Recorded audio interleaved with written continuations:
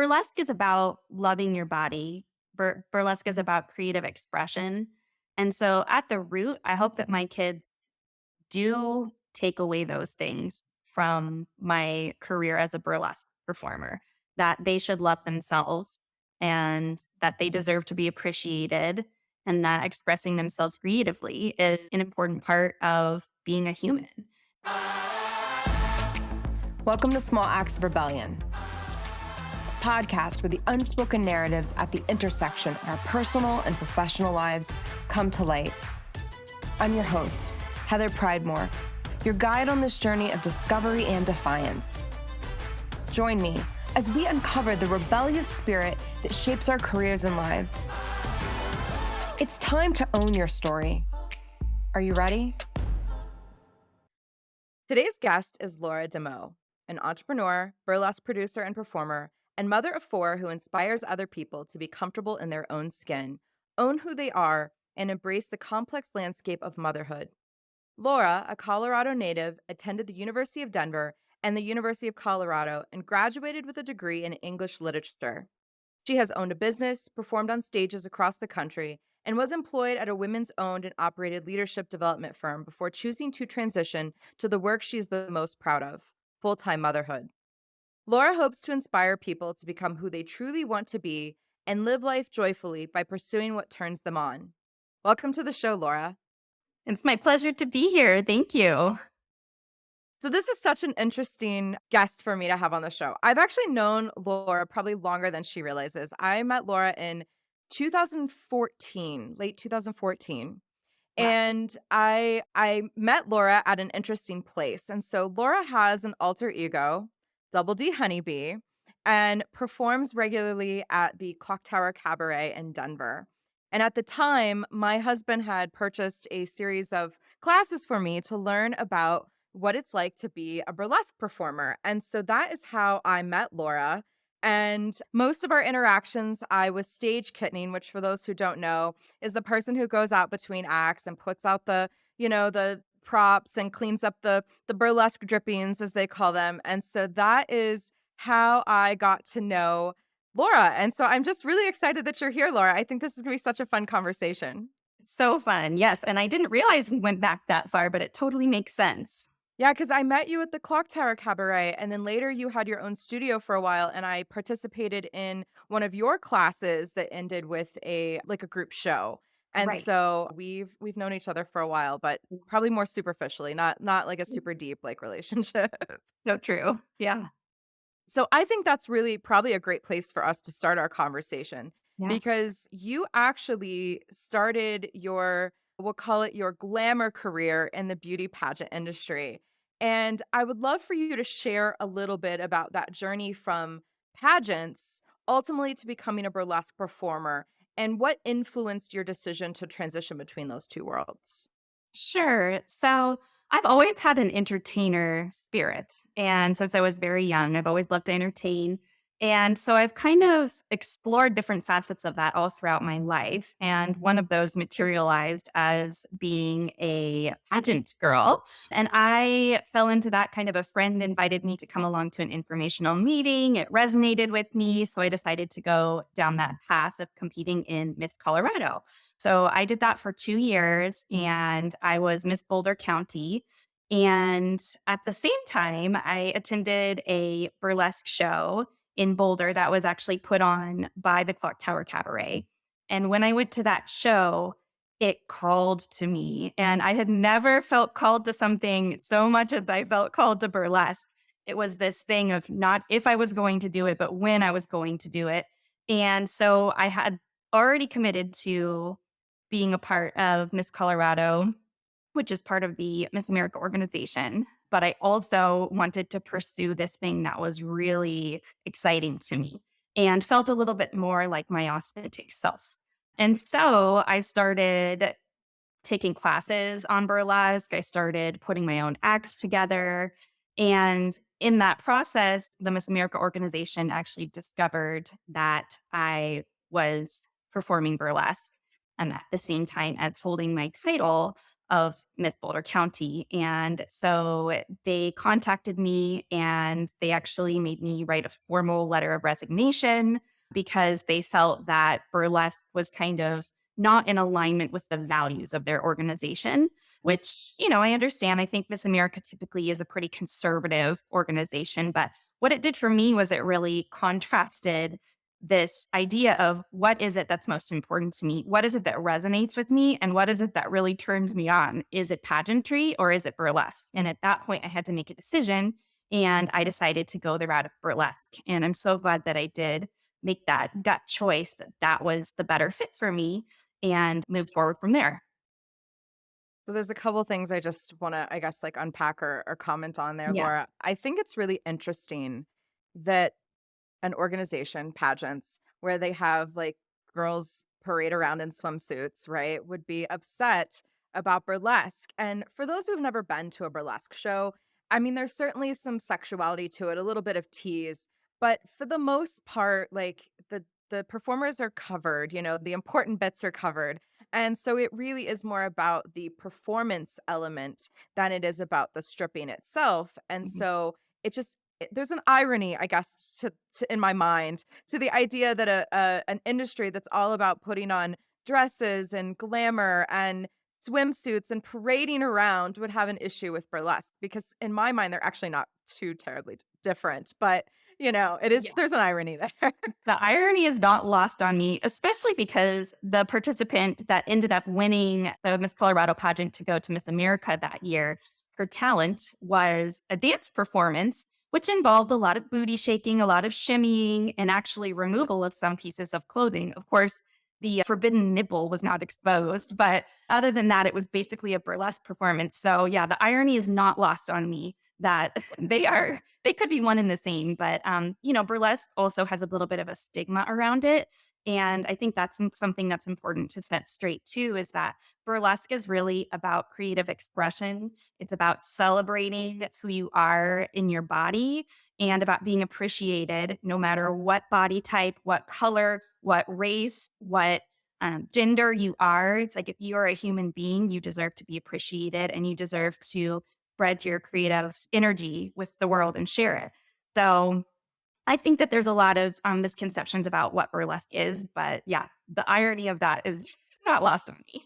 There's another interesting aspect of your story where, and you didn't touch on this very deeply, but you know, Miss America found out about Mhm. your being in burlesque. And I actually had a similar situation. So when I was working in my corporate job at the time and I was spending time at the cabaret on weekends, I would come maybe twice a month on a Saturday and I would kitten for the show. And then occasionally I would have an opportunity to perform.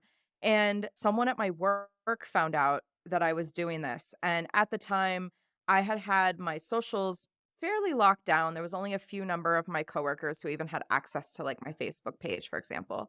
And this person went out of their way to track someone down who had access to my social media account in order to go to like the big boss, right? And say, Heather's doing this thing. And similar, I was called out on a social media policy. I got a warning on a social media policy, which was very gray. It had nothing to do with what we were actually talking about. And was told that there was concerns about me being associated with burlesque and also being associated with the company. And what was interesting is I actually didn't have any connection to the company other than a handful of coworkers on my social media account. So, like, the risk there was so low, it wasn't even, Yeah. like, funny, but not as big of a story as yours, Laura, but kind of a similar sort of witch hunt about, like, the stigma around burlesque and Mhm. having concerns about the association. On the flip side, though, taking those burlesque classes has been so impactful to things that I feel about myself, right? Aspects of my confidence.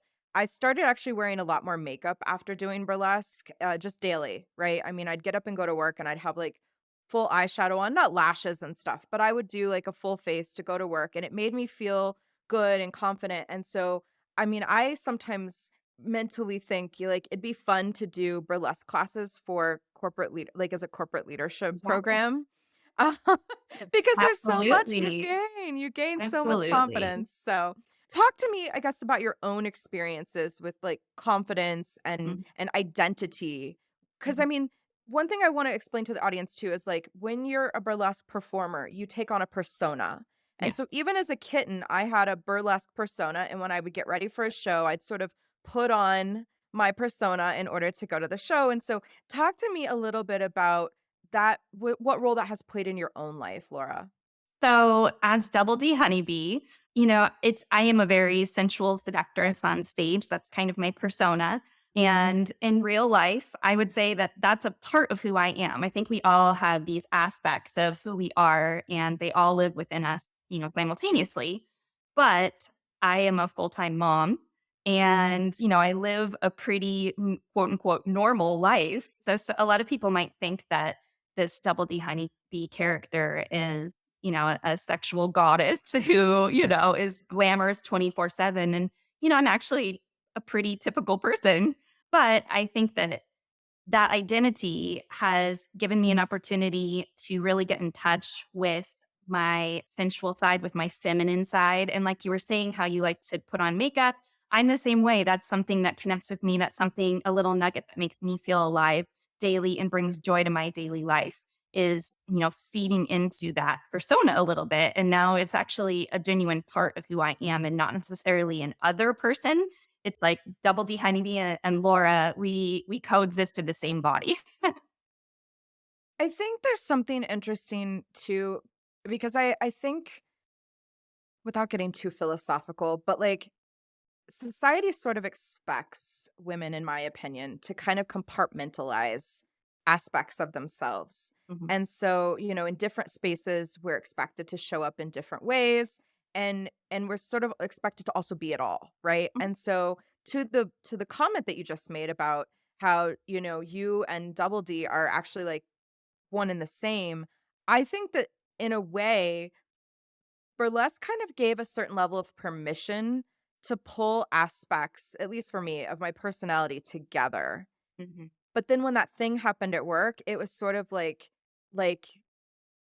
society, we'll say, just generally speaking, Yes. saying, "Oh no, no, you have to get back into line. Like that has Yes. to stay in the you have to put that away. Like we can't see that here." Yes. Yeah, absolutely. That same thing happened to me where someone, a coworker, same thing, is the one that exposed that I was participating in burlesque. And at the end of the day, I feel like those opportunities, those are our opportunities. They're not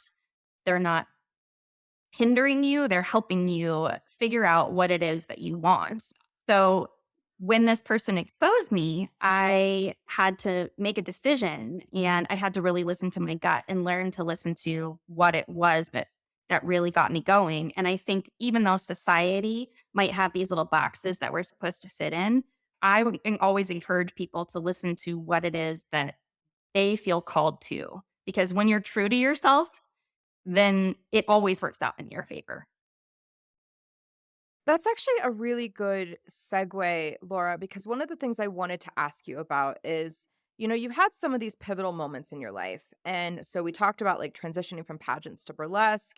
And I just want you to talk a little bit more about how these experiences have influenced your approach to making major decisions and how that's helped you grow personally. I think that, I'm definitely not the first person to say it. I'm probably not the 100th person to say it, but failure is what causes growth. And so I think that people oftentimes they fear trying new things because they're afraid of the failure, but it's in trying those new things and taking those leaps that you really grow as a person.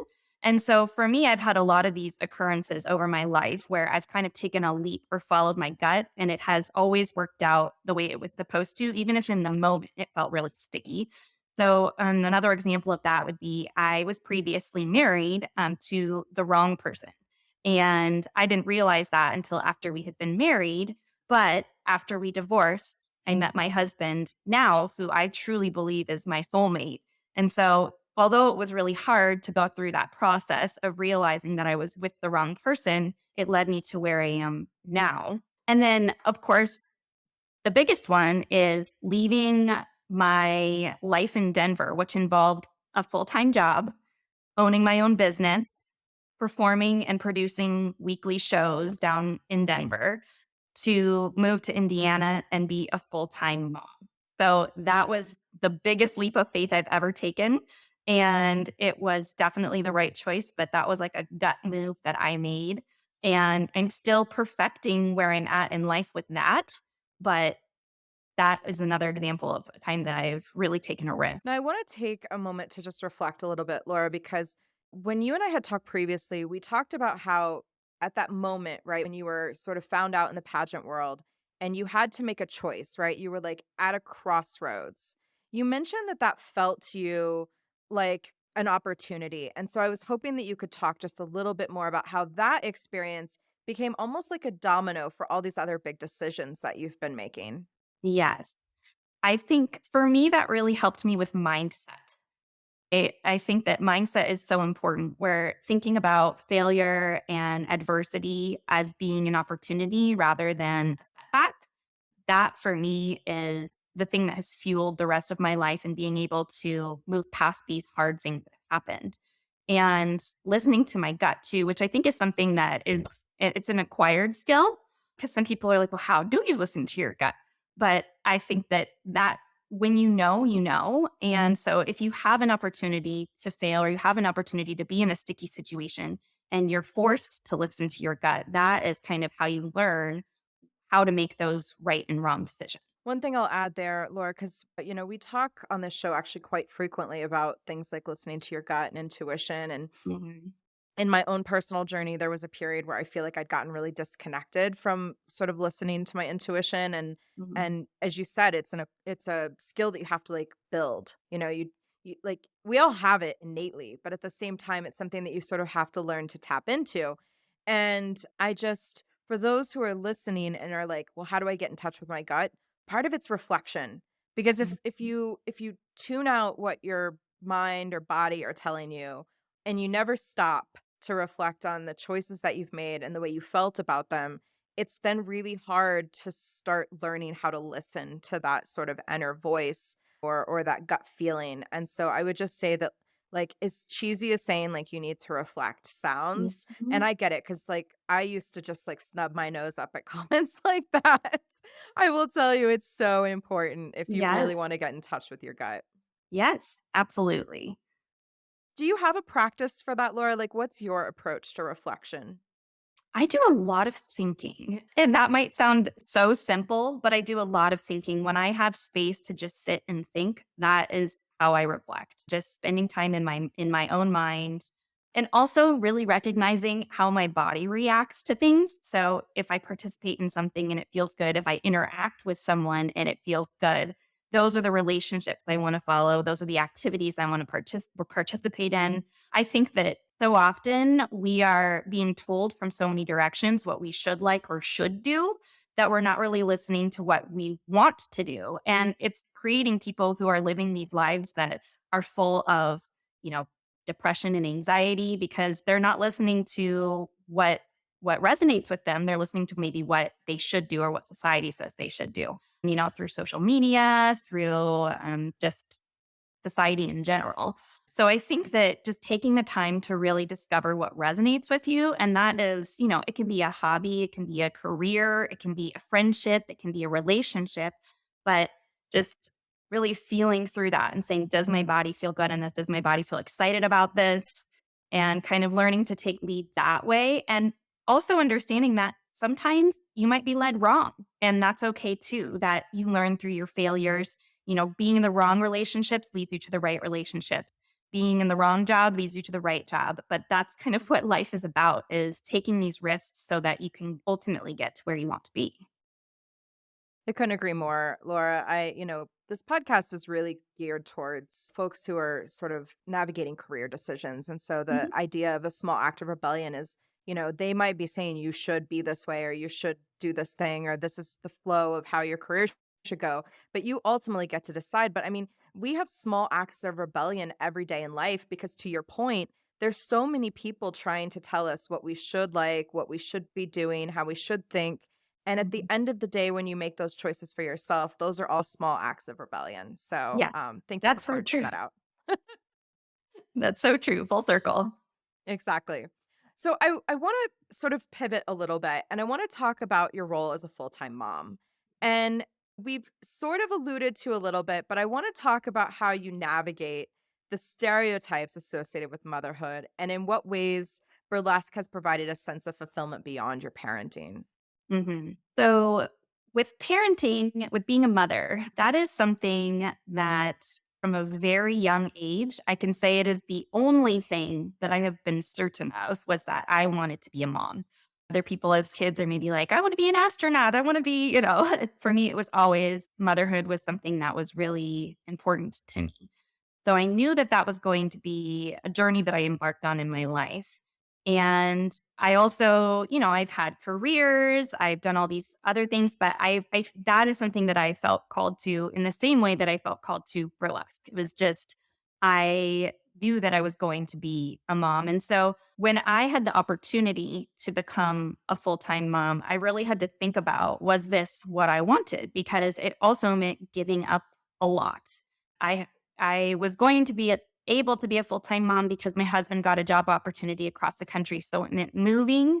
It meant, stopping my burlesque studio that I had. It meant giving up the job that I had. But at the same time, I knew what I was gaining, which was the opportunity to spend all day, every day with my kids. And that was something that really appealed to me. Now, what I thought that meant and what that actually meant were actually two completely different things at the time because I think that there is this fantasy about being a stay-at-home mom is that, oh, you're preparing lunch for your kids and you're going to the park and, all of that. And that is part of it. But it's also really hard. Like being a stay at home parent is not an easy job. And I think anyone that has spent 24 hours with multiple children knows that there are parts of it that are a job. And, when they're sick, you're right there. When it's 2 in the morning, 4 in the morning, when there's throw up, when there's, social conflicts, when anything like that, you have to be on call 24/7. There really is no off time with being a parent. And so I think that the stigma surrounding it is that it is the easy way out. That in some way, choosing not to work is being lazy, taking the easy way out. Or in another aspect, is kind of reversing the progress that women have made of being able to have really successful careers in whatever area that they desire, that it's somehow taking us back to the 1950s to choose to be a stay at home mom. I don't think that being a feminist means having to do everything. I think it means being allowed to choose what it is you want to do.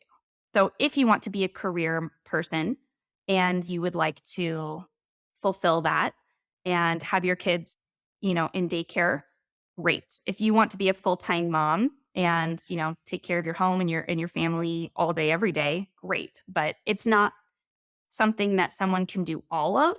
And I think that's the hard part with parents these days is that they're expected to do everything. And I think that being able to honor one or the other or find some kind of gray area where you're able to do it both is is really amazing, but that people who choose otherwise shouldn't necessarily be stereotyped. I agree. First of all, I agree on everything you said, but especially to this idea of feminism. I think sometimes feminism gets a bad name. But all it means is that, like, women should be equal and we should be able to make our own choices. And, I know there's a lot of nuance in feminism, there's different types of feminism, but at the end of the day, I think the thing they all have in common is that, we just want the ability to be equal and to make our choices, right? And so I totally agree with you there. The other thing I think is interesting about our stories, and I'm gonna pull on this thread of motherhood just a little bit more, especially with Mother's Day right around the corner. I took an opposite approach to you, Laura. So you decided to be a full-time mom, and I kind of went all in on my career. And so around the time that I'd had my daughter, I switched jobs and I was doing really well at this company. And after, like, I don't know, let's say a couple of years, I went to the big boss and I said, "Hey, what's next for me here? Like, how do I grow?" And they said to me, "Well, we think you'd be really great on this team, but the team travels and we know it's different for a mom. And in my mind, I was sort of like, what the fuck does that mean? But I still applied and I got the role, and it was a job where I was on the road 80% of the time. So I do wanna give credit to my husband because I could not have had a job like that if I didn't have a partner to help raise our daughter and to kinda keep our house going, and, he was working and then single parenting, Monday through Friday, and then I was coming home on the weekends, and so, that was our dynamic. But I remember when I got that promotion, people would say to me, "Congratulations on your promotion, Heather." And then you'd count like 1, 2, 3. "Aren't you a mom?" Every single time, and it didn't matter, men and women. This is not a gender thing, but Mhm. the gender part came to the fact that my male colleagues were not being asked the same question because there was this concept about the stereotype about what it meant to be a mother. Yes. And so it's interesting to see that it works no matter which side of the equation that you're on. Absolutely. And that you can't win, really. You can't No. win because if you are going the route of being more committed to your career, people are, telling you that you're not being a good enough parent. If you're going the direction of being a full-time mom, they're saying that you're not reaching your full potential. So women are really screwed. I shouldn't say women, I think people in general are screwed, but particularly women in this dynamic of we just can't win. And so that's where that idea of like listening, what do I want? If you can't win, choose what you want to do because that is ultimately how you will win. There's so much that we could say about, motherhood. I think that there's a lot of shame sometimes around motherhood too, and I think it ties back to what you were just saying, right? Like no matter what you do, it often feels like you just can't win, like you're not doing enough or you chose the wrong thing. And so I think to your point, listening to your gut as a mother is so important because sometimes too our intuition about what we need, about what our children need is so much stronger and better than sometimes the advice that we get from the outsides. I guess Yes. my advice to early moms is like, listen to your gut. Yeah. Listen to your gut. Can you discuss the complexity of feeling like that being a mom is both incredibly fulfilling, but yet it's not like you're the entirety of your identity? I think this is such an interesting concept and one that I hope that we can unpack a little bit. I think that this concept can really apply to just about anyone in the sense that if you are fully immersing your identity into another person, that's a dangerous place to be. If your partner is identifying who you are, if your children are identifying who you are, I think that you lose your sense of self. And so if those people disappear, like when kids grow up and move out of the house, you're kind of lost. And I think remaining a whole person means having a true sense of who you are at your core, regardless of other people. That concept extends so far beyond, but I just want to like expound a little bit. So, I mean, we talked about like identity as a parent, right? And so there is you don't want that to be your whole self, right? Because like you Mhm. said, your kids grow up, they move away. And then I was just talking to someone recently on this show who had gone through a divorce, and up until that point, their identity had very much been tied to both wife and mother. Mhm. And so when they got divorced, they were no longer a wife, and now they were splitting custody of their children, and so Mhm. that whole identity was really broken. And then one that we, of course, talk a lot about frequently is when our identities get too wrapped up in our careers. Mhm. And so then if that job ends or, something happens, all of a sudden you're like, "Who am I?" Right? Yeah. Because you've had this whole identity worked up in your career. And so now my mind is sort of like, this is why having like this burlesque persona is so important because you have something to ground you.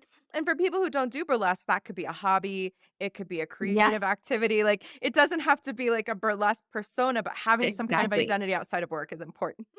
Absolutely, yes. Mine is mine is very funny in that I literally have another identity. But yeah, I think you're totally right. It's about exploring things that give you joy that aren't necessarily like quote unquote productive, but that just bring you pleasure. And so whether that's cooking, whether that's painting, whether that's exercise, whether that's reading, just finding things that make you who you are so that you know what you like and don't like. Because at the end of the day, other people can't be your identity. Your career can't be your identity. It can be a part of who you are, a big part. My kids are a huge part of who I am. but that's not all of me. Oh, so Laura, I wanted to ask you though. So we've talked about sort of burlesque clashing with some other aspects of your, life. How do you feel like burlesque and full-time motherhood come together? Or do you find that they clash with each other as well sometimes? Both. So my kids don't really understand what burlesque in its specifics is. They just know that I'm a dance performer and they love my costumes and they know that I go on stages and, I get glammed up and all of that. It's funny actually because now when I perform, I used to perform multiple times a week. And now that I am a full-time mom, I've had to scale that back significantly. And so that was a choice that I had to make where, motherhood kind of took priority over burlesque. Now, I didn't want burlesque to die because that's a huge part of who I am. So I've made a really big effort to keep it there, but it's hard. It's hard to keep things alive because I think there's probably a lot of moms out there who are like, wait, so now I'm supposed to do all this other stuff and I'm also supposed to have hobbies? Like, I don't have time for that. But I think it's important to recognize that sometimes you just have to marry those things. You have to marry being able to be a parent along with the things that are important to you. And so for me, what that means is bringing my kids when I have to perform, I bring them with me. Last time I performed, I brought 3 of my kids on an airplane across the country to perform. And they obviously were not at the performance. I had childcare, but it's a lot of effort, but it's worth it. And that maintaining that sense of self is so important to me that I am willing to drag a 2, 4, and 6 year old across the country on a plane by myself to make that happen. And so I think that, you know, they aren't separate. When you have kids, everything is intermingled in some sense, but it's finding a way to do it regardless of the fact that you have this responsibility. Yeah, it's funny that you talk about your kids and the burlesque because when I was still kittening at the clock tower, whenever I had a show night where I was helping, I would, get full glam and sometimes I'd wear a wig or like, I had costumes and all this thing. And my daughter would always call me like, "Oh, are you turning into Roxy?" And so it was like she doesn't even remember now, like, that this was a thing back then because 'cause it's been a long time, right? I mean, but when she was little, she'd be like, "Oh, are you gonna be Roxy?" And so she just understood that I put on this, like, this makeup and this outfit, and I became somebody else for a little bit, like, Yeah. that was her understanding of what was happening. And I think also, burlesque is about loving your body. Burlesque is about creative expression. And so at the root, I hope that my kids do take away those things from my career as a burlesque performer, that they should love themselves and that they deserve to be appreciated and that expressing themselves creatively is an important part of being a human. And so those are the things that I think that they should take away, not the fact that mommy takes her clothes off on stage. You started doing something new on social media, and I think this is so novel because to me, in my mind, and please correct me if this is like if it's something totally different, but it kind of to me takes like this whole trend right now of like the trad wife and sort of mashes it up with like burlesque. And it's such an like novel and interesting, like fun video series that you've been producing. And so could you just, I don't know, tell me what inspired it and Yes. what your plans are? So I'm so glad that you brought this up because it's actually what I'm feeling really excited about currently as far as taking risks goes. So I have been missing being able to perform regularly. And I was thinking, how can I kind of marry this idea of being a stay at home mom and be able to have this performance aspect of me fulfilled? And I thought, what if I put together my daily mom life and burlesque. And I came up with this idea of bakelesque. So I love baking, I love cooking. And in a lot of ways, I am kind of a stereotypical housewife type of person. That's just what, fulfills me. And so I started making these bakelesque videos where I am choreographing to music, me making different dishes and baking different things and adding some little sexual innuendos here and there and just having a lot of fun. And so this idea, it popped into my head. I honestly could not tell you where it came from, but it popped into my head and I felt pulled towards it in the same way that I felt pulled towards burlesque. I was like, I'm doing this. And so I've only made a few videos so far, but I plan to keep going and going and going because it is really helping me fill that aspect of me that needs to be a performer and be creative while I also have to be at home taking care of my kids. So I can make a whole video while my kids are napping and put it up and I'm just having so much fun. So yeah, I've been, make some cookies and dress up a little and put it to some fun music and who knows where it will go, but hopefully viral. I love it. I love it. And I encouraged everyone listening to go and check it out. We'll make sure that we put your Instagram in the show notes so that people can Thanks. go and see your videos. Tell me, Laura, we talked a little bit about the fact that kids grow up, right? And so right now you're a full-time mom and you're still a performer. What's next for you? Like as your kids grow, do you have any plans or ideas of what you see sort of as your next phase, or you'll just figure that out when you get there?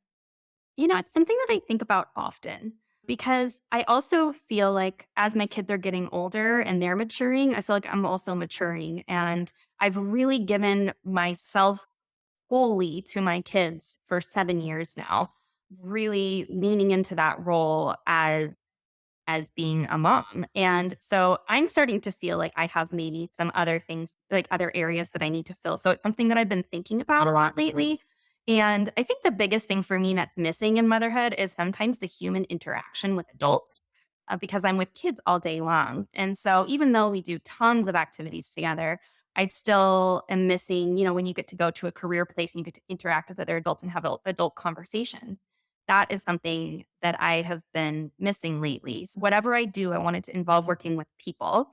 And, um, I don't know what that's going to be exactly. I don't have an exact idea in mind, but I feel like I can trust my gut to lead me in the right way. I also absolutely adore the city that I live in. So maybe somehow working for the city so that I can, like I feel so passionately about it. I'd love to get back to the place where I live. And I also love kids. So maybe it would be something to do with the school system, which would then allow like schedules to be convenient. And I took a lot of education classes in college too. So it wouldn't require that much of me to be able to get licensed for teaching. But I still don't know exactly what that looks like, but it's something that I actually think about daily and goes back to that whole idea of how do you know what to do? It's like I think about it every day and not in a way of I can't wait to get away from my kids and have a job way, but just a what will that look like when the time comes. Now, having a background also in entrepreneurship, do you think starting a business could be in your future, or do you think you want to go back to more of like a traditional W-2 type position? I really feel like a traditional job probably is not in the cards for me. I feel like I have too much creativity in my bones to kind of have to work within a framework. But I will say that the previous job that I had before leaving to be a full time mom, that job, well, they taught leadership development. So a lot of that was about having healthy workplaces and allowing people to have schedules and hobbies and lives that fit within the framework of their career. And so if I could find a place that honored that, I think I could work in that kind of position. And I think a lot of people are doing that more these days. A lot of companies are doing that more these days. They're recognizing that people need, flexibility. They need to work 4 days a week, or they need part time at home, or they need, just to be able to have a life outside of it's not this old school thing of like, oh, 8 to 5 and, Monday through Friday, 2 weeks vacation a year. Like that kind of position would never work for me at this point. But I think also, and this is like slightly off topic, but I think also it's really important to recognize that the position that I'm in, where I get to be a full time mom, is also a position of privilege. Because I think there are a lot of people out there that would love to be home with their kids all day and they can't for whatever reason. Or there's people who would love to work and they have to be home because they can't afford childcare. So I think this position I'm in, I am privileged because my husband, he provides for our family financially so that I can do this job. And on the flip side, I take care of the home base so that he can go out and earn that income. So it does go both ways, but yeah, not everyone has that opportunity. So I recognize that I'm privileged in that sense. We are approaching the end of the show, Laura, and I really like to end every episode by saying if someone said this episode was way too long, I did not listen. What is the one thing you'd want them to take away from our conversation? I would say to really pursue what turns you on because life at its core is about chasing joy. And if you don't have the joy of doing what you love, whether it is your career or whether it's extracurricular, then what are you doing? So just to really like chase that joy, to find what turns you on and to pursue it regardless of social stigmas, because at the end of the day, really making yourself happy is what matters. Well, I think that is a great place to end the show. Laura, thank you so much for having this conversation with me. Thank you for having me. If you enjoyed this episode and are seeking to redefine success on your own terms, subscribe to Small Acts of Rebellion and join a community that celebrates authenticity and personal growth.